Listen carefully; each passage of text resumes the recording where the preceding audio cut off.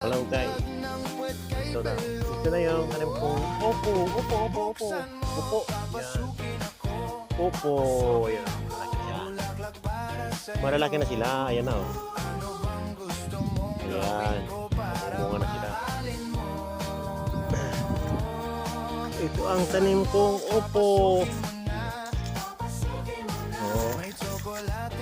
Yan na siya oh. Yan na. Namumulaklak na yung aking opo. Sarap magtanim. Nakakapagod lang pero pag may produkto na, mawawala ang pagod mo. Nakakapagod pag ganitong ano, yung magdidilig ka umaga, hapon, mag-i-spray, maghahawan.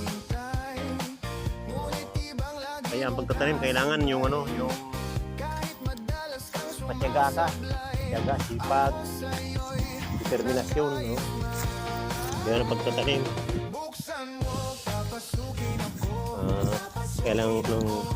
Kailangan mo ng mahabang oras. Pero yan, pag nagmunga naman yan, pera na yan. Nilagyan ko lang ng saringsing. Saringsing sa Bicol. Hindi ko alam ang Tagalog ito. Ano ng kawayan. Yung dulo ng kawayan. Basta saringsing. Basta yun na yun, saringsing. Yan o.